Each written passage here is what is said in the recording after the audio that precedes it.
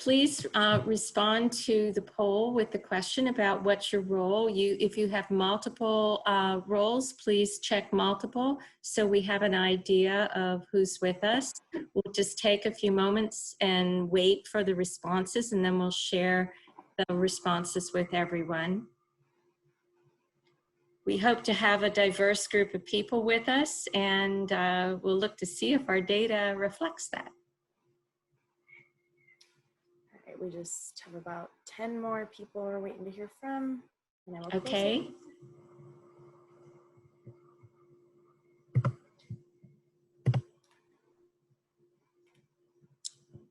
All right.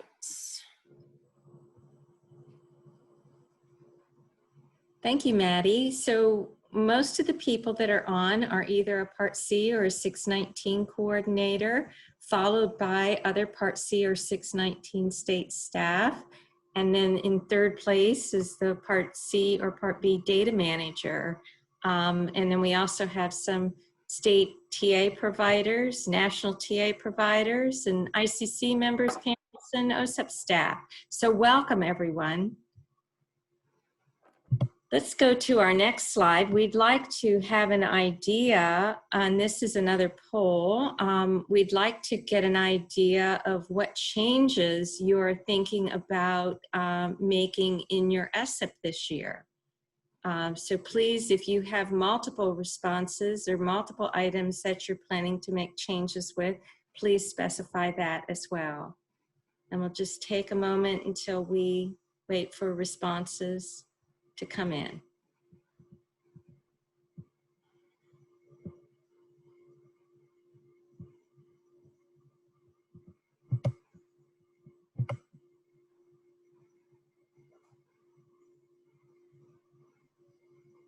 Also, if you are making changes to your infrastructure, would you specify which component in the chat box?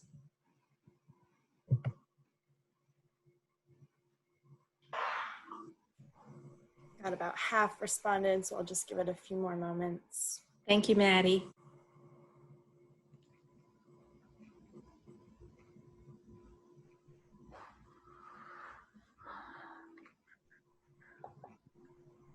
All right, and I will close it out. All right.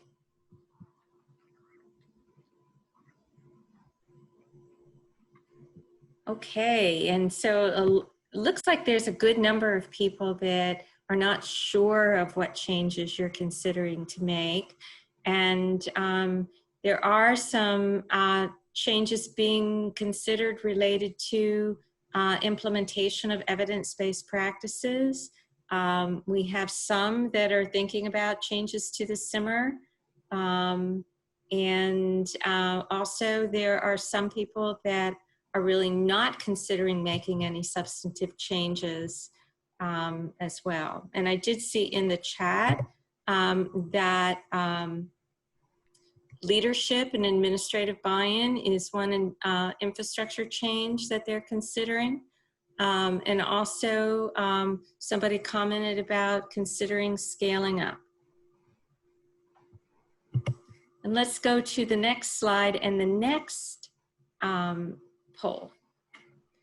This time, when the new poll pulls up, you'll see that what we're wanting to know is why you might be considering making the changes that you just identified that you were thinking about making. This again is a multiple choice, so please check all that apply. We'll take a few minutes and see if we get all the responses before we summarize.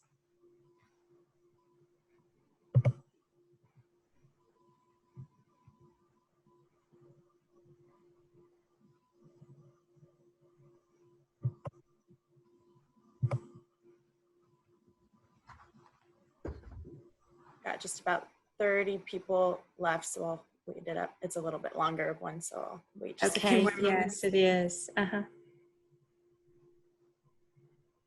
And again, if you check other, please specify in the chat so that we have an idea of any other reasons.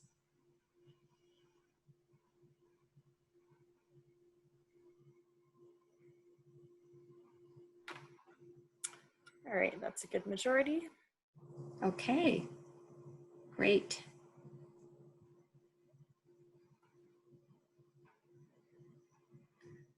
It looks like most of the changes are related to strengthening infrastructure to support improvement activities, and then followed by addressing sustainability and scale up. A number of people, though, have said that they've achieved the goals of their initial SSIP, so that would be a reason why they were making the changes. And some of them are also related to evaluating evidence-based practices and getting practitioners to fidelity and maintaining fidelity. So with that, I'm going to turn this over to Margaret. And please know that we are, as we talk about our process today, we have a resource document for you that will be in the chat that you can access. It includes reflection questions that Margaret and Robin, and also we're going to talk about as we move forward today. Thank you.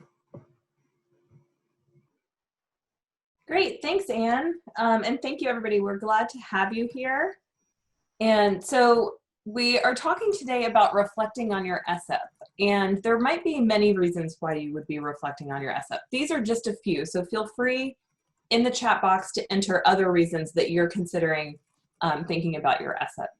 But if we think about this, we are now 6 years removed from phase 1, where you were doing your initial sort of scan of your state and what was going on and what your needs were. You're 5 years removed from beginning to action plan. And now you've been implementing your SSIP for about 4 years. So a lot can change in that time.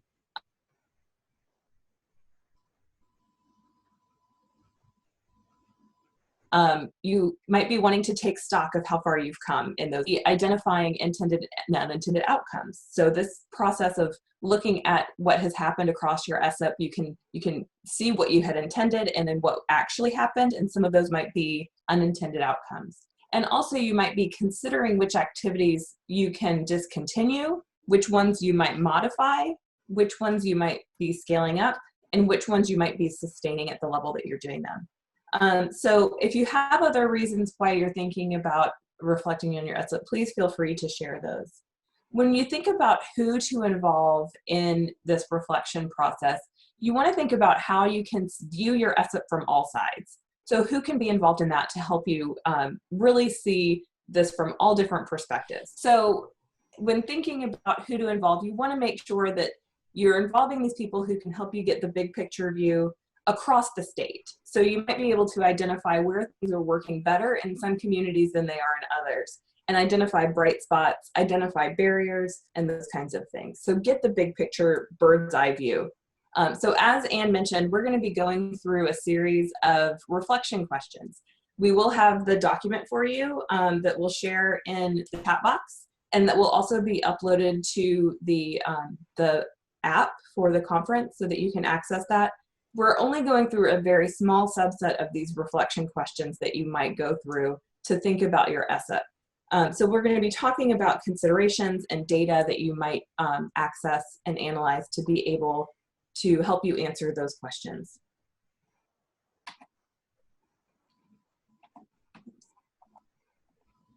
So the first reflection question you might be thinking about is, was the desired result of the SSIP? What was the desired result of the SSIP, and are we achieving that result? So is this your simmer? Is this something else? Are they things along the way and those various steps that you have before you get to your SSIP or your simmer? So some considerations might be, have we achieved the simmer, and have we sustained the simmer once it was achieved? Or was it sort of a one time we got there, but we haven't been able to maintain it? Then thinking about, have we achieved milestones that we'd hoped to achieve by this time? So have those sort of check-ins. Maybe you're not at the point where you've achieved your simmer, but you've achieved some significant milestones that you'd hope to. And are we making progress towards the simmer? So are you seeing positive movement? Are you increasing your data quality to be able to have more trust in your child outcomes data, for example? So some data to examine might include child outcomes data related to your simmer, overall, looking at this, disaggregating by programs, by progress categories, and also looking at it overall. You might also look at family outcomes data. So how are those looking? Again, overall, by program, and then the outputs and outcomes that you've achieved. So are there significant outputs and outcomes that you have achieved, and then others that you haven't at this point? So as an example, one state is looking at whether activities related to child outcomes data have helped improve quality of SIMR data. So this, in a state identified a percentage of entry ratings of 6 and 7 for outcome 1, resulting in likelihood of seeing improvement in summary statement 1. Did the activities to help providers better identify social emotional delays and needs result in different distribution? For this, there's no way to wait for entry and exit ratings. You can look at entry scores to provide valuable information. So looking at, again, those progress categories to really disaggregate and see if you're going to be able to make that, have that improved data quality for your SIMR later on down the road.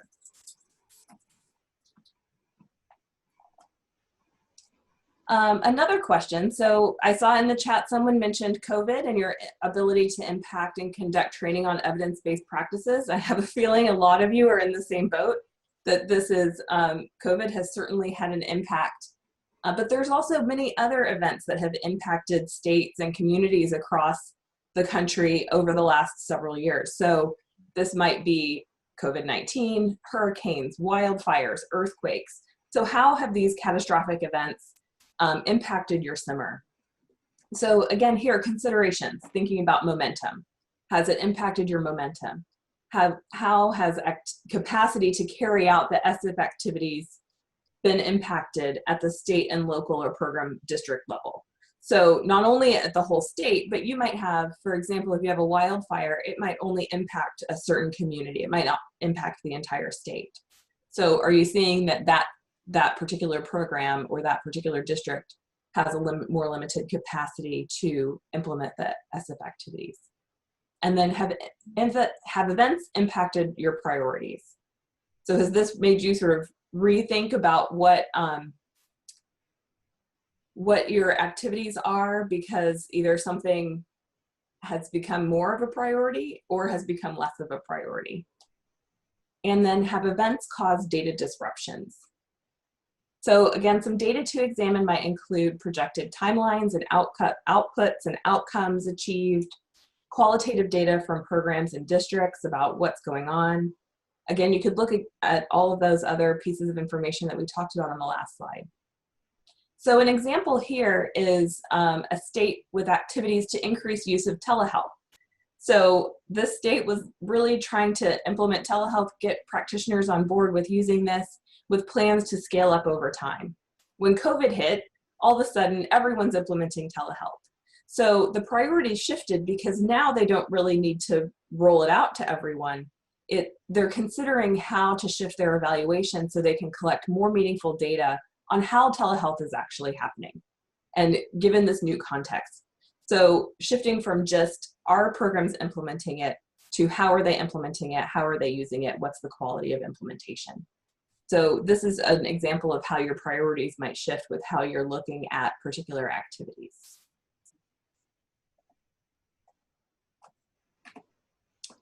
Another question might be, what have we learned from our infrastructure improvements that can inform our future directions? So considering here, what has helped you to get where you are, and will it help us with scale up and sustainability? There might be some things that were really vital for getting you where you are, but that you might be able to discontinue now because it won't help with scale up or sustainability. But there might be other things that are really vital to help continuing with scale up and sustainability. And what barriers did we experience in implementation, and what have we learned from them? So how can you try to mitigate those barriers by what you learned from experiencing them? Again, here, some data to examine might be your implementation plan. So just really taking a look at how that went, look at how your timelines may have shifted, things that actually happened, qualitative data from stakeholders, including local programs and districts. So we've mentioned qualitative data a couple times because it really can help to explain the story behind the numbers. So having some qualitative data from your stakeholders is really important to help really understanding what was going on and why things may have worked or may not have worked so well. So an example here is that in one state, they worked with a contractor for their evidence-based practices to develop training materials and to implement trainings for their evidence-based practices. They really supported the state and also collecting data on practice implementation and including practice fidelity, and trained the state and got the state into a position where now the state is able to take over training, data collection, and monitoring. So that's an activity where it was really vital to help them get where they are, but the state has increased their own capacity to be able to do this for themselves. So they're able to discontinue the contract with the, and sustain the activities. So this is an example of how an infrastructure activity related to professional development has really helped them get to where the state can do it themselves and keep it going and scale it up. So our last question before we move on to an activity is, what have we learned? Sorry, I can't see my slide. Totally. What have we learned and how can we use what we've learned to inform changes to our implementation of evidence-based practices? Some considerations include, what have we learned about supporting implementation of evidence-based practices, including efforts to achieve fidelity and efforts to maintain fidelity. So you don't want practitioners to just get to fidelity and then drop off. You want them to stay there. So what have you done and what have you learned about what it takes to get there? Are the evidence-based practices a good fit for your local programs? If you're seeing that people are not getting to fidelity, it might indicate that they're not a good fit. And qualitative data can really help you understand that. And then, are practices clearly intended to impact the simmer? Are there other practices that might have a more direct impact on your simmer? So data to examine, any data on your implementation of evidence-based practices. So practice change, practice fidelity, those kinds of data. So you can look at progress, not just necessarily are they meeting the benchmark, but are they actually showing progress on getting towards fidelity. Data on activities to support the use of evidence-based practices. So do you have information on trainings that were provided, on assessments of practitioners' understanding and competencies related to the evidence-based practice, those kinds of things, coaching that was offered and how much that was offered, and then qualitative data from your stakeholders in those local programs and districts. So do any of you have examples of what you've learned from your activities in terms of implementation of evidence-based practices? Please share. Did you want us to share verbally or in the chat? Either way, you can feel free to speak out or you can type in the chat. Either way works. Okay. So this is Kathy Gray from Part C, coordinator from New Hampshire. What we have learned is that it's been difficult to get providers to continue to collect data on their, once they reach fidelity. So once the tool shows that they have hit fidelity, they feel like, okay, I'm there, I'm all set, I'm moving forward. So that's been an area of struggle for us to really say, no, we need for you to keep doing this, even if it's not, originally it started being on a monthly basis. So if they're at fidelity, we're starting to think about, well, okay, can you at least do, 6-month periods, those kind of things. But then COVID hit, so everything was put on hold to a point. Yeah, that's a great example, Kathy. Thank you for sharing that. We also have another comment in the chat that right now this particular state only has information about knowledge changes of practitioners related to evidence-based practices, but they're still working on a process for measuring actual implementation of the practices with fidelity. Any other examples? Hi, it's Alice in Connecticut, and we've learned a couple of things. We did create a quality practice self-assessment that measures change in practice over time. So everyone was required to do it, and I don't know if we've done it 2 or 3 times at this point, but that shows change in practice. And one of the things that we've been learning from that is how difficult it is to get programs to actually use their master coaches internally the way they're designed. So we're shifting our efforts towards promoting the use of the master coaches and creating that culture within the individual programs. Great. Excellent. So Thanks, Alice. This is Stacy from Hawaii. So for our coaching, I think one of our biggest challenges has been turnover. So every time we get people to Fidelity and then they leave, then we have to start the process all over again to get the new staff to Fidelity. So that has been draining on our programs. The other thing is that we have one unit that provides support statewide, and they struggle with that. And so they have been trying to reach Fidelity for a long time. And so my fear is because now they're trying to propose an easier way to reach Fidelity. And so we are at that crossroads right now and having further discussion with that. The other thing is that, like Alice, we're trying to shift our state mentors and really utilizing the mentors within the programs more. And so we, and then through COVID, we provided training on coaching and PSP approach to teaming statewide. And we only are working with our demo sites regarding coaching with Fidelity. But did realize that for the rest of our programs, while we provided the training, we weren't giving them support, although we told them we wouldn't be able to because we just didn't have the manpower to do that. But one of the things we did in COVID is that we switched and we did implement statewide the family support team meetings, which they have to do coaching in those meetings in order to be successful.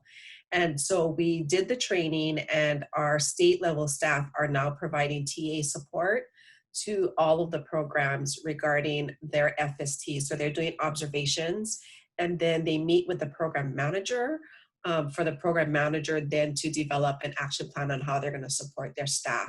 So we're really trying to shift the focus to the having the program managers really be the leaders and be that person who's really going to support their staff within their program.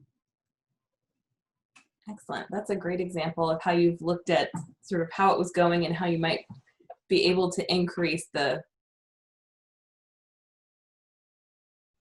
EBPS, coaching and teaming, by how families talk about these things, since the family is the last to buy in, the state followed by the county, followed by the providers, and finally the family. We feel this is a great way to show these practices are being implemented to Fidelity. That's a great example, Taylor, and a really interesting and nuanced way of thinking about it. So thanks so much for sharing that. All right, well, I'm going to now shift over to Jenna, who's going to lead us through an activity. And I'm going to stop my video in case that helps me. It's Margaret. Hi, everyone. I'm going to share my screen. Okay, so what we have next is just a quick activity.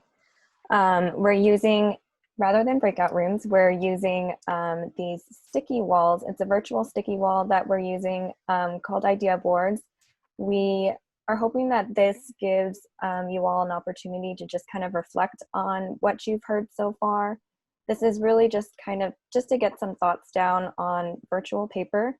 But of course, we know that the worksheet that you will all have and take home will give you another opportunity to really review your data, dig into it, talk with your team, do more of a root cause analysis if that's something that you wish to do. This is more just kind of scratching the surface and just to reflect. So I think it would be good to start with this sticky wall, which is kind of just a broader reflection of your SSIP results. So we have 3 questions here. I'm just going to read them and then I'll show you how to add your responses to the sticky notes. So the first question is, what SSIP milestones did your state expect to achieve by this point in time? The next question is, what are current challenges to making progress towards your SIMR? Have you found effective strategies in addressing these barriers? And then the final question is, what next steps are you planning to review your data to assess progress towards intended SSIP results? So this is just next steps. It could be anything involving team members or other people. And then so what we are hoping that you all will do is to provide some notes here. So to add a note, you can click this green plus sign, and then a sticky note will pop up and you can just start typing. And then once you're done, you can either press enter or click outside of the sticky. And then if you see somebody else's response that resonates with you, you can upvote it by clicking this +0 here.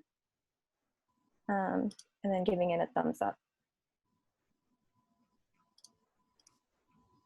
Oh, and then I will, if it's not already in the chat, I will pop it into the chat.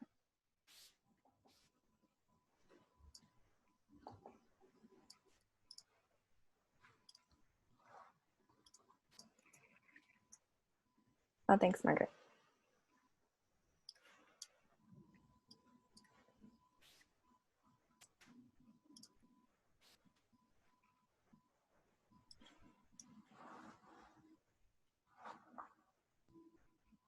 Okay, so I'm seeing that, I'm going to zoom in a little bit too. There we go.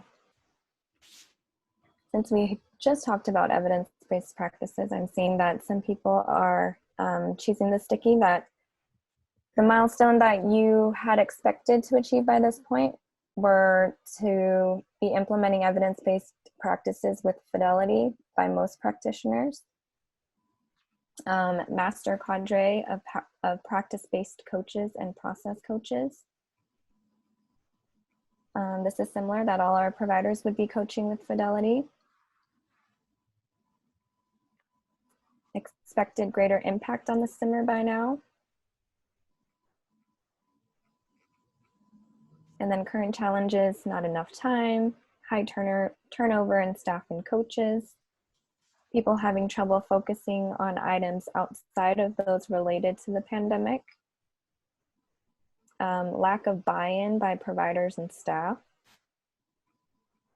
limited personnel capacity to monitor evidence-based practices by practitioners,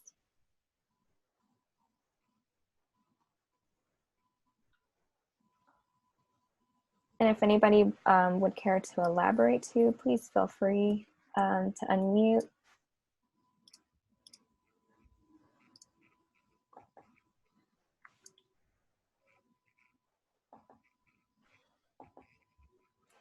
Scroll down a bit.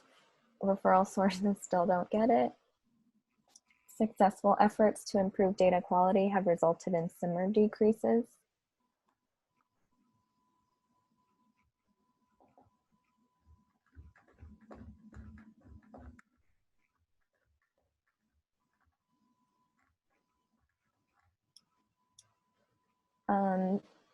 We didn't have a clear picture of readiness, so programs are struggling with key policy or infrastructure elements that should have been, oh sorry, it may have cut you off, may have been added.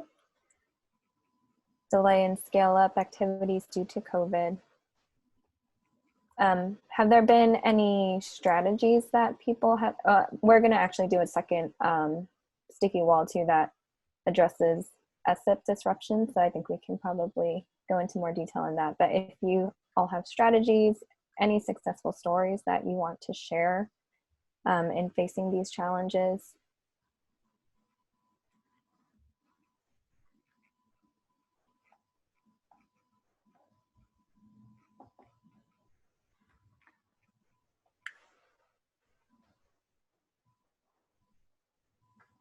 And then I'll go over to this last question too. So in terms of next steps, We want to link our PD and quality practice self-assessment data to child and family outcomes data. Plan to reconvene our large stakeholder group to assess where we're going and ongoing priorities.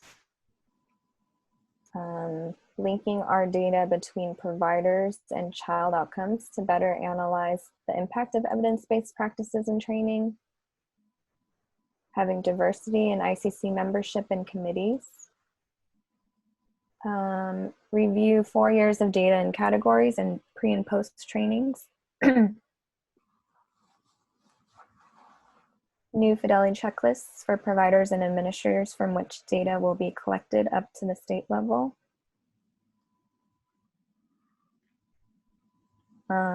Having an intentional plan to engage more parents. Redesigning our readiness process to better engage key administrators and ensure programs fully understand what implementation involves.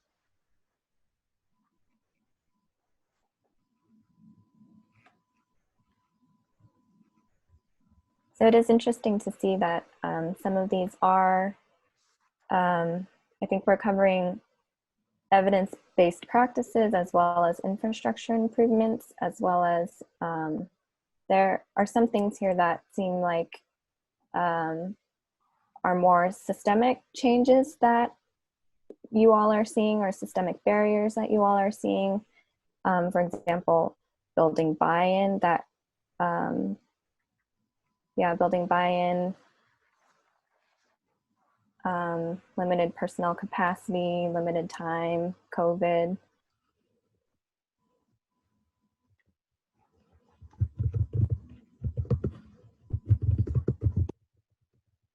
Okay.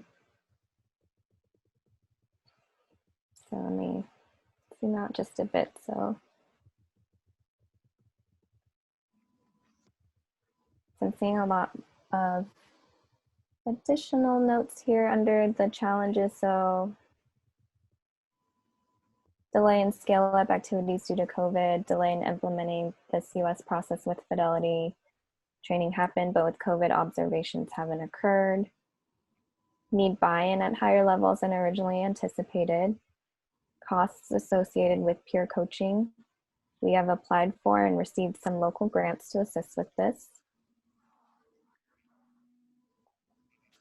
We have begun sustained fidelity reviews, but limited staff have impacted our ability to increase this activity.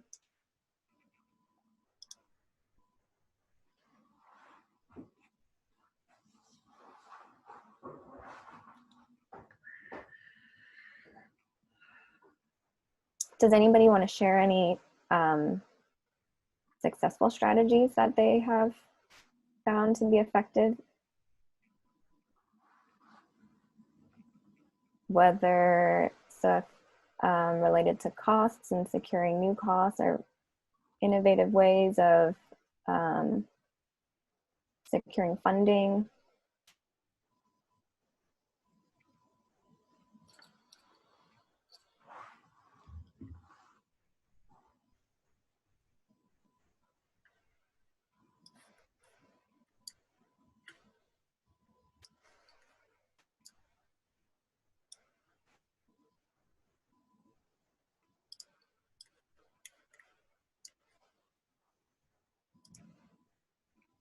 Okay. So this is great. We have a lot of responses here, and we can also share this out with everyone. Well, you have the link, but I think we can download it and send it out with you all if it's helpful. I think we're going to move, for the next few minutes, we're going to move on to one more sticky wall. And then you have this link, so feel free to come back to it, add more notes, upvote. So the next one we're going to look at is this SSIP disruption. I will paste the link in the chat. So the questions we have for this one is, what has been the biggest disruption to your SSIP this year? We know that COVID is a big disruption that people have experienced. What strategies have been effective in dealing with these SSIP disruptions? And then what next steps are you planning to review data related to SSIP disruptions? I know we did see that in the poll earlier about half of respondents were unsure of what changes they would be making to their SSIP. So this concept of SSIP disruption might be something to help you reflect on.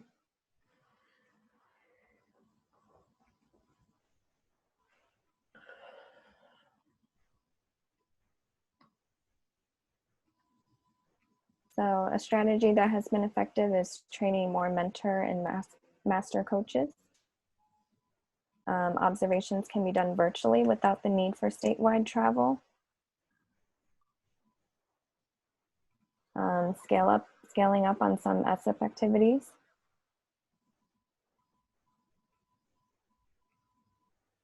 And then other disruptions besides COVID is changes in leadership at the state level and staff changes at the state level.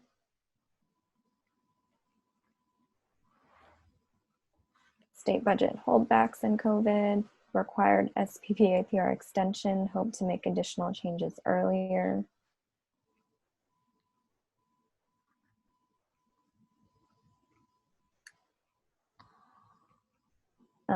Some effective strategies have been moving all training to the online platform. We have tried to use COVID and shift to telehealth as an opportunity to advance use of evidence-based practices we're targeting.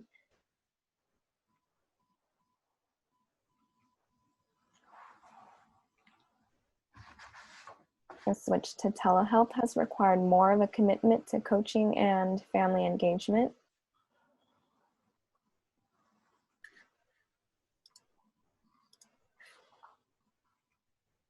Adjusted practitioner coaching to focus on supporting wellness and mitigate trauma. And then for these disruptions, if you could also specify how COVID has caused disruptions. So for example, disruption in contracting for trainings or other aspects of how COVID has disrupted SSIP activities. So since this year is an extension of the previous APR, our activities only went through last year. So we really weren't sure how to proceed.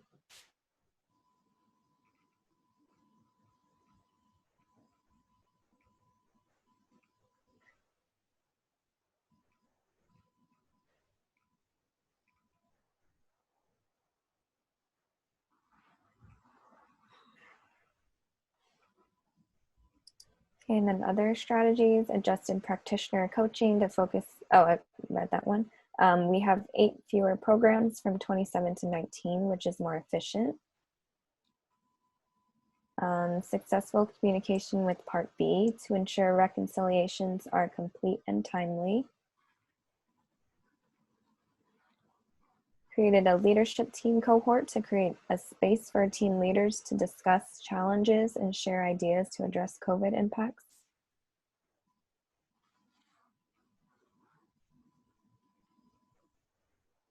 That's great. I'm wondering if, COVID has provided a space for more collaboration because everybody is virtual, and if so, whether that is across state teams, across state and local teams, across states as we are doing right now,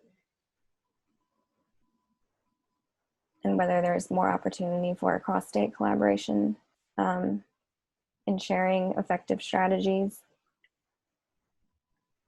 Implementation work groups, revisiting the plan and proposing changes to activities and evaluation.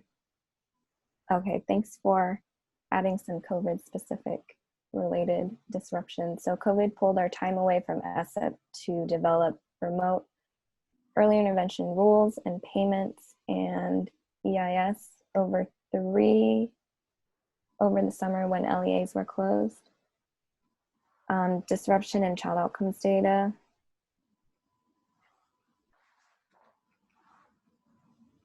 Okay, so I'll probably just take another minute and then move on.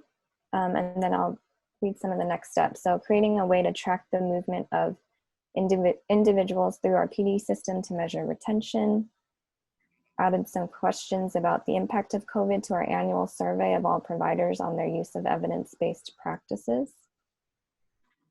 That would be interesting to see the responses that you get. Really need to take a look at how it has been impacted. Have not made time to do that yet. Examine the extent to which implementation of fidelity assessments was impacted.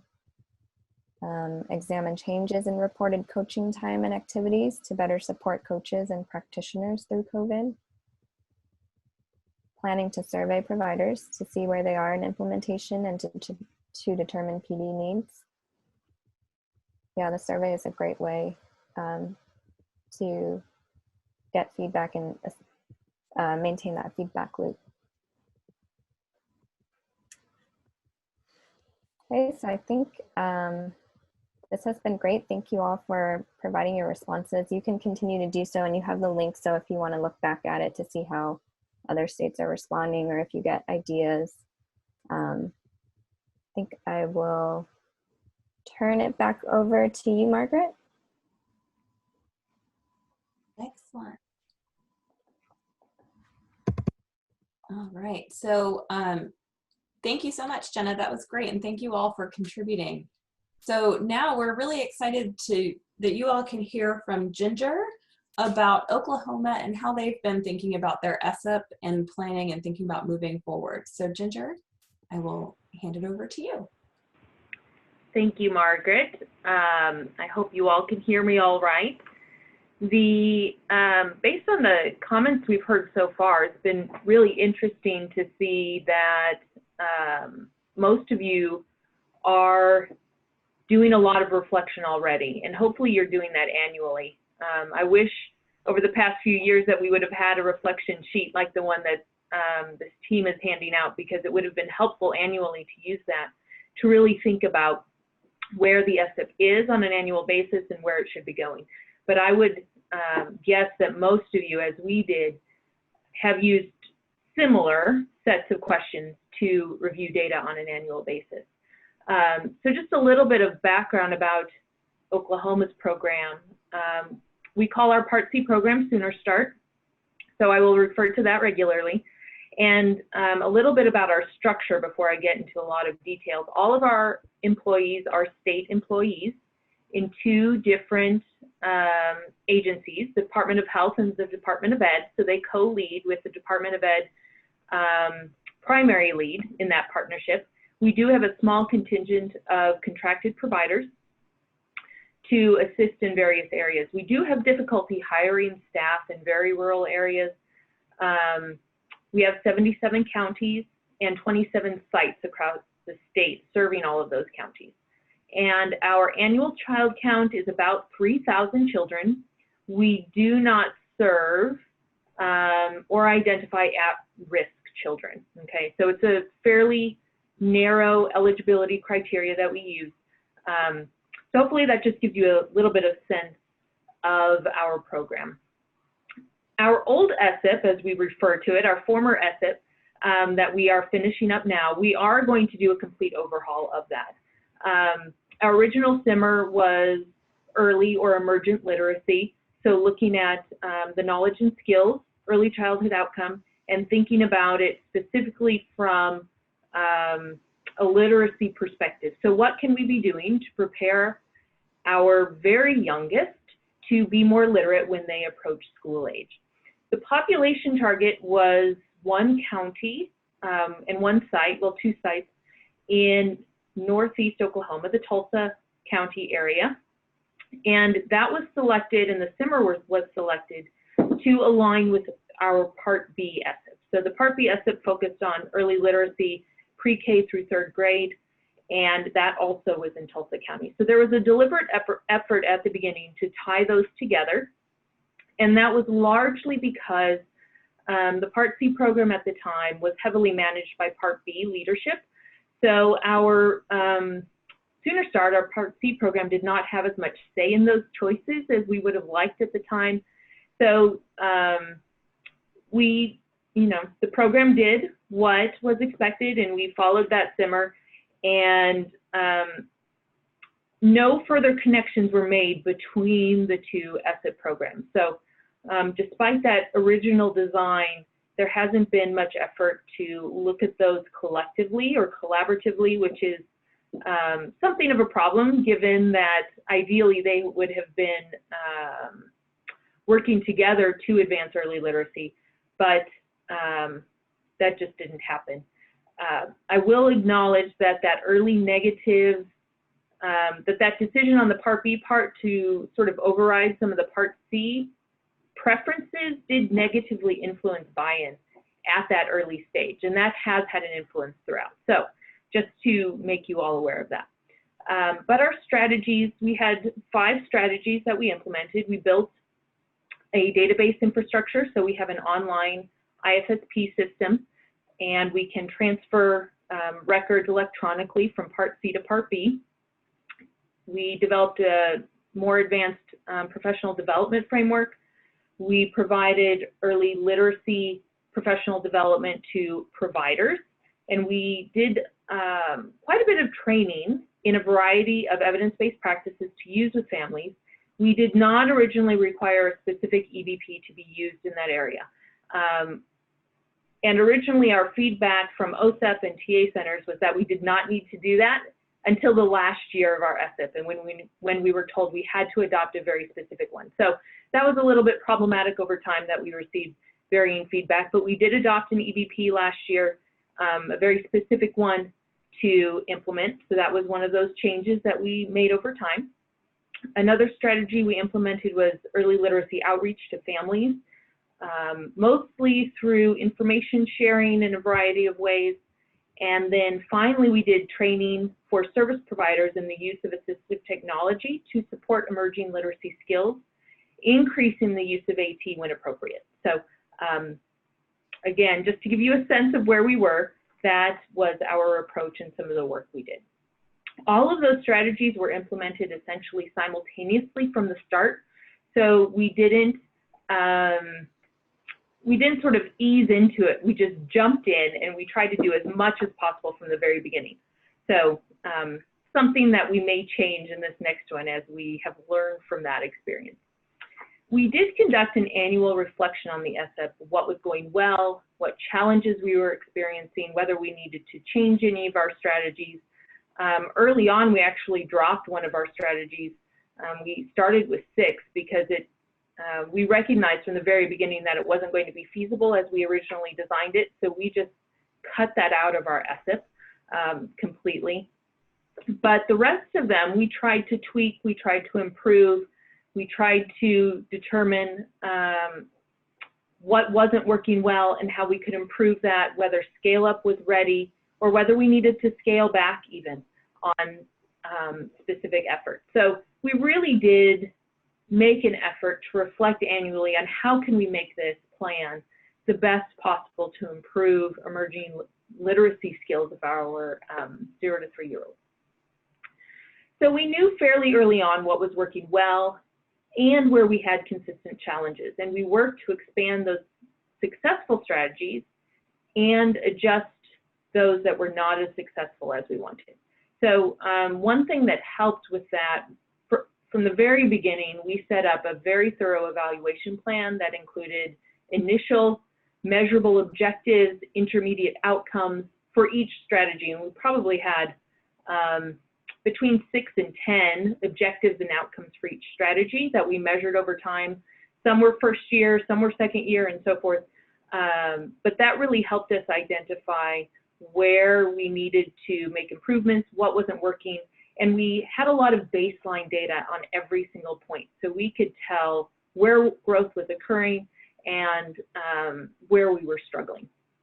So some of that data we used to determine success. Implementation data, of course, was very important. That included participation data, especially in training. Use data, for example, with the assistive technology. We looked at process data, monitoring, fidelity data, all sorts of things. I mean, we have a pile of data that we're looking at. We collected survey data from personnel and from families to help us measure some of those objectives and outcomes. And we really tried to look at improvements in knowledge, improvements in behavior, impacts on systems to see where those changes were happening and what adjustments needed to be made. One of the limitations of our data that we recognize, and I saw some of this in some of your comments on the sticky board, was that we did rely heavily on survey collections from families and staff to monitor achievement of objectives, to monitor implementation, because of low staff capacity to actually observe what was going on in the homes, to observe what personnel were doing. And that's been a real challenge. So relying on folks to self-report what they do is always an issue, but we hope that people were honest with that. But over time, we experienced survey fatigue. So we had a lot of staff. We have an annual survey that we do, and every year we have fewer people respond because they're just tired of it. And they tell us, we didn't want to answer, so we didn't. And as our own personnel, it's harder to make them do that because there aren't a lot of sanctions we can employ. So that proved tricky. And with families, of course, we say it's voluntary and we can't make them respond. So if it's difficult for them to do that, then we don't get as good data. So just some of the things and issues that we had to face with our data collection. But a little bit about our reflections and why we are changing our entire approach, okay? So we have wanted, leadership and stakeholders have wanted to change the SIMR for a while. We did not feel we were able to make large-scale changes during that previous cycle, even though OSEP told us regularly, you can change whatever you want. In practice, that didn't seem feasible for us, and it didn't, we didn't feel that the encouragement to do that. So we wanted to wait till the end of the cycle to make those large-scale changes, but we have wanted to do it for a while. We did have a general unease with that original plan. We did not feel that it addressed Sooner Start's needs or its children's needs. Most states, as you know, are doing social emotional, and I think that's the direction we're going to move to next time, as we are starting to review some of our data right now to develop that plan and that SIMR. So we have a great need in Oklahoma for trauma-based care and trauma-informed care and services. So that is probably the area that we're going to focus on. But we could tell early on that our strategies were not having a noticeable impact on the SIMR, partly because we achieved our SIMR goal the very first year. So we could tell that, it probably was unrelated to what we were doing if we achieved it right away. And we recognized that many other factors, all family related, were at play with emerging literacy and knowledge and skills. So we didn't have, it was hard to determine whether what we were doing was having a measurable impact on child outcomes as related to the SSIP. So that has been a frustrating part as an evaluator to know that things are improving, but it's probably not because of the work we're doing with the SSIP. And that, if you see that in your data, then you may want to certainly revisit your SIMR, revisit your approaches and your strategies, and really think about what you could be doing instead, maybe tailoring it more narrowly to really see an impact in your data based on the activities you're implementing. Okay. Our infrastructure strategies, for example, were very broad. So as I mentioned, we implemented a statewide database for IFSPs, and that was targeted toward improving our collection and retention of ECO data, was the justification for that. But it had no direct impact on child outcomes. So it was good for the state. It was an important effort and important infrastructure to build, but measuring its impact on the SIMR was extraordinarily difficult. Okay, so I'm just going to think about some of those questions that were asked on the slides and sort of give our response a little bit. So if you all have questions for me as I go along, just let me know. I have lots of bullet points, and let me know if I start rambling. So first question, what was the desired result of the SSIP, and are we achieving that result? That's a great question you should be asking every year. As I mentioned, we did achieve our SIMR goal, our 5-year, 6-year SIMR goal in the first year. So our targets were not well chosen. Probably our SIMR was not well chosen.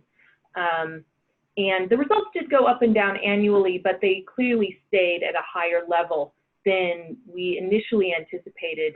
And so that was a little bit, it was good for us from a state perspective to see those positive results, bad from the perspective of the SSIP. Okay. Some of our strategic outcomes were extremely successful. So those intermediate outcomes, the initial objectives, we met a lot of those. We were successful on a lot of those.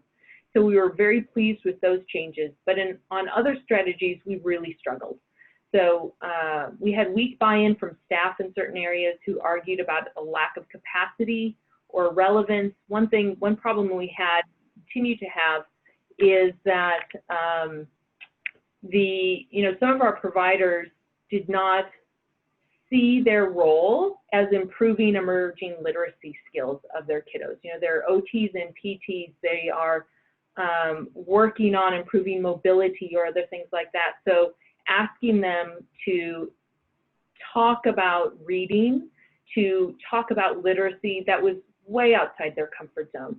So they did not see the relevance of that on in the practical day-to-day work they do with kiddos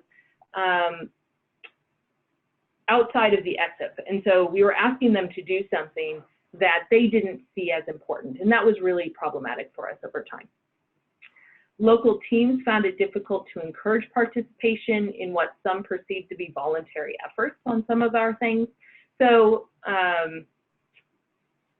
that buy-in of the local site was critically important, and one thing we did struggle with periodically. On some things, they were great. They really engaged and were happy to do it. Assistive technology was one of those. They saw the benefit of that. They realized how that could help their children that they're working with, but in other areas, it was a challenge. And strategies that relied on family changes were difficult to measure and implement. So with literacy, so much of that relies on what the family does at home when the providers are not there. So how do we know that that's happening? How do we know what work they're doing with their children, that we train them? So we can train them, we can support them, but we cannot force them to do any of that. They may not see it as important with a 6-month-old, right? We see the long-term effects of promoting emergent literacy, but sometimes parents are just struggling to get their children to eat or to move or to talk. And so it becomes difficult to say, hey, you should focus on this as well, when the parents themselves don't see that as important.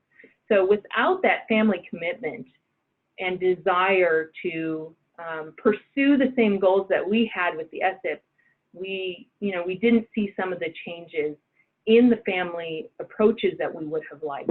And that was reinforced by some providers' approaches and their attitudes toward emergent literacy. So you can sort of see how some of that might snowball over time. What have we learned, and how can we use what we learned to inform changes to our implementation of evidence-based practices? Okay, so as I mentioned early on, this was an area where we struggled. We did a broad training on early literacy at the beginning with all of our providers across the state, although we targeted it to our target population at first. But we coached them in a lot of different evidence-based practices for improving literacy. We worked with them on coaching families on those types of skills, all sorts of things. And we relied on providers to determine the best practices for them and their families. And our argument was that they know the children best. They should be determining which evidence-based practices to use. And that was okay for a few years. In our SSIP, we didn't get any pushback on that at all until the end, until the last year or so. And we were heavily recommended required to select one evidence-based practice to implement regardless of the family's needs. So we did that because we were asked to do that. And that was a big challenge for us to implement that at a level of fidelity, knowing that you know, we were doing it to meet a requirement that maybe we didn't necessarily believe in, and that was sort of contrary to some of our earlier approaches, but we did it because we needed to. And of course, COVID came in and shut that down. So we haven't been implementing that for the past 6 or 7 months, and that's been a challenge. So we're going to have limited data on that. So, you know, evidence-based practices we really struggled with. And that, I think, is one of the areas where we've learned the most. So what we're doing and what we plan to do next is to almost shape our future SSIP around a practice, an evidence-based practice that we can confidently promote and require providers to implement, that we won't hesitate about, that and that everyone will do. So in our pilot areas, we're going to start with some pilot sites, but that we learned a lot about that process of implementing evidence-based practices that we didn't start with, essentially. So we had a broader, more holistic approach to that than I think OSIP expected us to have. So we take that and we learn from it. So finally, some other things that we have learned. Select a simmer that is meaningful to the program, to stakeholders, and something that folks can buy into for a very long time. Okay, we probably should expect an extension again in 5 or 6 years. So what can we look at that we can devote multiple years to pursuing and improving, and selecting a target population that is narrow enough to measure change over time. So what do we want to do? What do we want to commit ourselves to for, you know, at least probably 5 or 6 years, maybe longer? And where are we going to measure that change? How are we going to do that? So really thinking carefully about that long-term success, that long-term measurement. If it's too big or too broad, the impact of those improvement activities may never be noticed. So really tailoring it to the needs of the SSIP and the requirements and expectations of OSIP, I think, is important, while also doing something that benefits the program.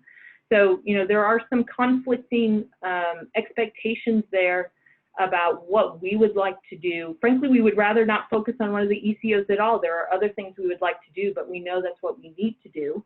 So how can we target that? What can we improve at a level that we can realistically do over time? We definitely tried to do too much the first time. So we're only going to select 2 or 3 strategies that we believe will have an impact, focus clearly and early on that meaningful evidence-based practice that we can adopt wisely over time, and that we know will have a meaningful impact on our children and our families. And those are my comments for now.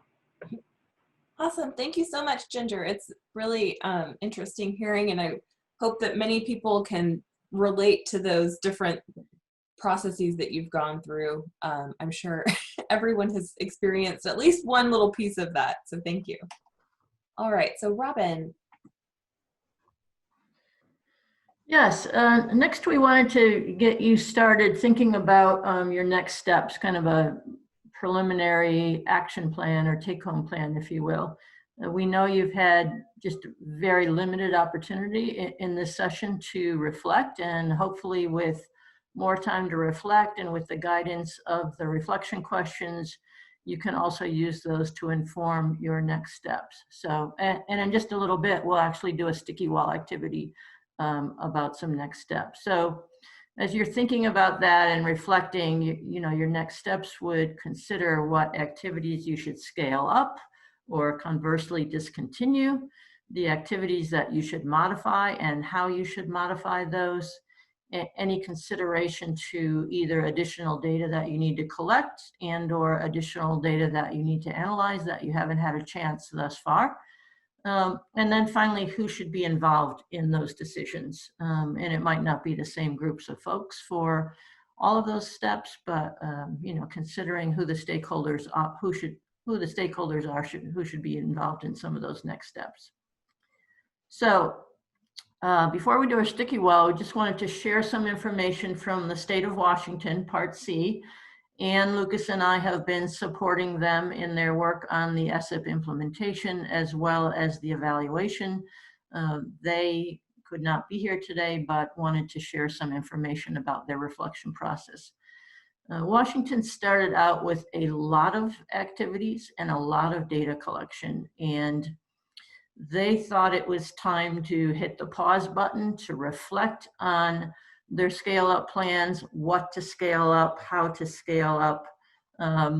They were going to do that anyway before COVID, but COVID provided not only the opportunity, but really the rationale to kind of hit pause and reflect on their future scale up activities.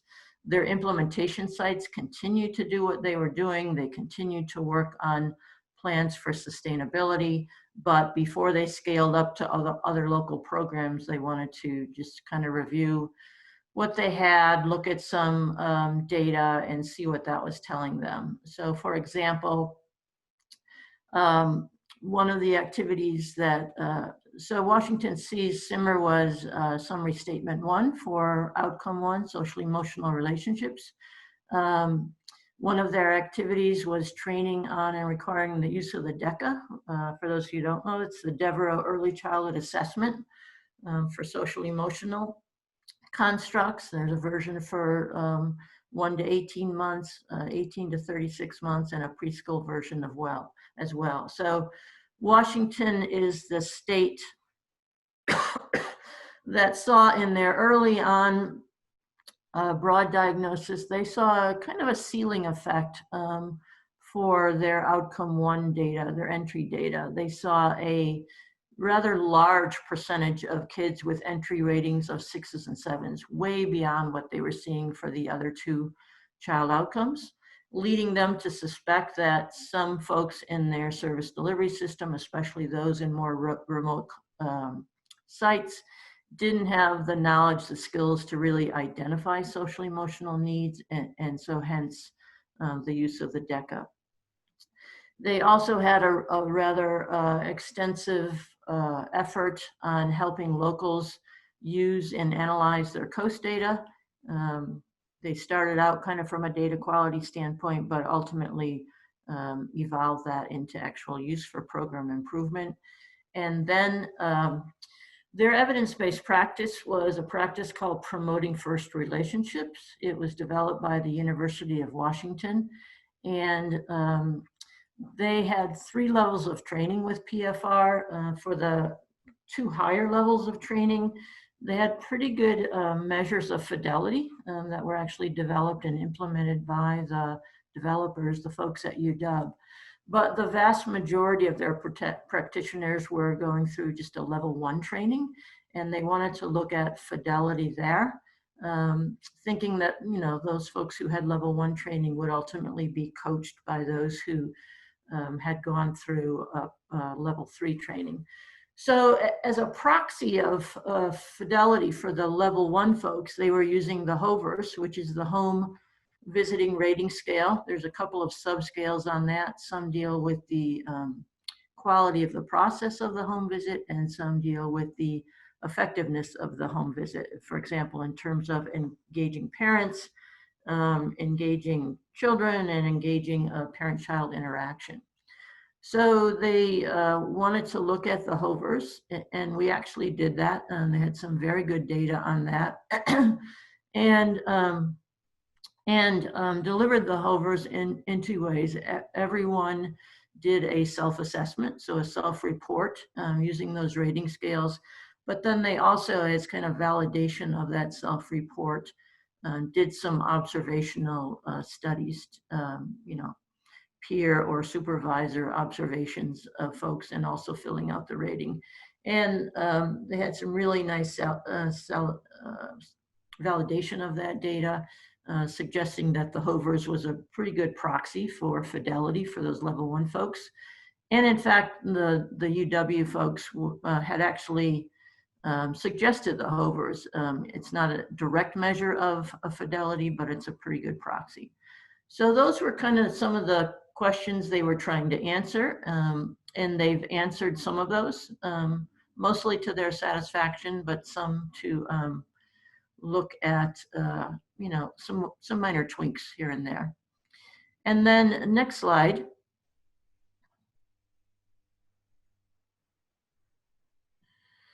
One of the things they're looking at right now from a reflection standpoint is to look at whether they should continue the use of the DECA.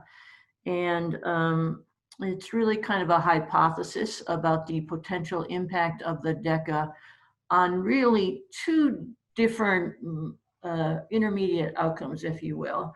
If you were actually looking at this on their logic model, you would see that the common path from the DECA to those two outcomes, the lower COS entry ratings, trying to get more variation there beyond just the large percentage of 6s and 7s, and then also looking at the impact of the DECA on high quality functional IFSP outcomes. So there were more complicated paths to these two outcomes rather than just the DECA. For example, Washington did a training and has developed practice guides on developing functional outcomes. So it's a little bit more complex than what you see here, but they wanted to look at the DECA. And so right now they are in the process of testing that hypothesis, breaking out groups from their implementation sites into those that gave the DECA to all or the majority of children and those who didn't. And then looking at the impact of using that or not using that on both their COS entry ratings as well as the quality of their functional outcomes. A little bit of a data limitation here in terms of knowing exactly which kids in particular got the DECA, but there's some pretty reliable data there looking at cohorts of kids and whether they were administered the DECA or not. Based on local site practices. So those were some of their reflection exercises and some of their additional next steps to help them decide what they should continue, what they should modify, what they should scale up on. So I think next we're gonna, hopefully that sets the stage for a little bit of thinking about next steps. And now Jenna's gonna lead us on another sticky wall activity. Thanks, Robin. I'm going to share my screen again. Okay. So for our final sticky wall, we're keeping it a little bit more general. So we've called this our SSIP action planning sticky wall. Oh, and let me copy and paste in the chat. I got it in the chat there, Jenna. Okay, thanks, Maddie. So again, this is a lot more broad. So we have 4 categories here. So keep doing or more of. So what do we want to, as you're reflecting on the responses that you gave earlier, what's working well? What do you want to keep doing? What do you want to do more of? So you can provide your examples here. And then in terms of things that may be making your system less efficient or not helpful. So these would be stop doing or less of over here. And then start doing, surveying families. That was going to be my example from earlier too. So what have you not been doing yet, but would like to start doing? And then you can add those here. And then just general action items. And then we'll just take a few minutes to fill this out. And I also wanted to just add to, when I was listening to Ginger present, it was so interesting because it made me think of the 6 conditions of systems change. I know that some of you on the phone are familiar with that inverted triangle, but there's so with the 6 conditions of systems change, you want to address all 6 areas to have greater impact. And we know that at the explicit level, we have policies and practices and resource flows. So obviously you need funding, you need money in order to do your work, you need to have policies in place, evidence-based practices. But then at the semi-explicit level, you have relationships and connections and power dynamics. And what I've been hearing from you all is that you want to have more of a commitment to families and partnering with providers, you know, partnering with providers to coach families, and having more of a commitment to family engagement, especially through telehealth. And so we know that transforming a system is really all about the connections and relationships with people, because the system is about people. And then at the very bottom of that inverted triangle at the implicit level is the mental model. So that's kind of where your narratives come into play. So, you know, if we're hearing that we need to be doing these things for compliance, well, what's the narrative that goes with what we're doing, with the activities that we're doing? How are we communicating that to our providers and to our families in order to improve outcomes for children and families? Okay, so I'll just read this real quickly. So keep doing more of, so paying programs for remote EI, continue training direct service providers on the evidence-based practices, scaling up of COS and family engagement PD opportunities, video-based coaching, involving stakeholders, increasing buy-in from staff and families, engaging stakeholders every step of the way, building up peer coaching cadre, and maintaining telehealth as a service delivery option even beyond COVID. Stop doing or less of, so quit messing with infrastructure. Less monitoring of programs that are demonstrating evidence-based practices, and instead move from monthly monitoring to quarterly. And Jenna, could I ask, would the person who indicated quit messing with infrastructure be willing to come off mute and talk a little bit more about that? Have you done so much with infrastructure that you feel you've done enough, or is it not paying off for you? What's behind that, if you're willing to share? Oh, Robin, did you know it was me? I had a good sense it was you, Alice. So we had to change how everybody got paid. That was 2016 to 17. We had to do a statewide RFP and lost 8 programs in the process, and everybody's moving everywhere. We switched lead agencies. We had a change in Part C coordinator, and now COVID and remote EI and everything, and it's just been infrastructure all the time. So we want to just stabilize for a while. That's all. Okay, thanks. Infrastructure burnout. Yes. Thanks, Alice. Thanks, Robin. Okay, and then start doing. So linking quality practice self-assessment data to family outcomes data, surveying families. I liked a prior suggestion of survey for providers on evidence-based practices, assessing the use of evidence-based practices by interventionists, implementing consistent practice-based coaching, and then fidelity checklists at both the provider and administrator level.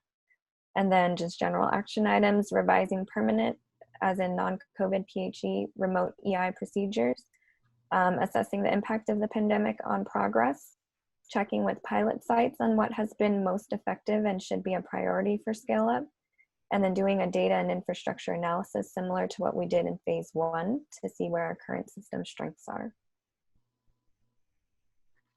Okay. So I should add that Washington also did the check with pilot sites on what has been most effective and a priority. So they use both quantitative data and also qualitative data, several rounds of interviews with their pilot sites. So that proved very fruitful for them.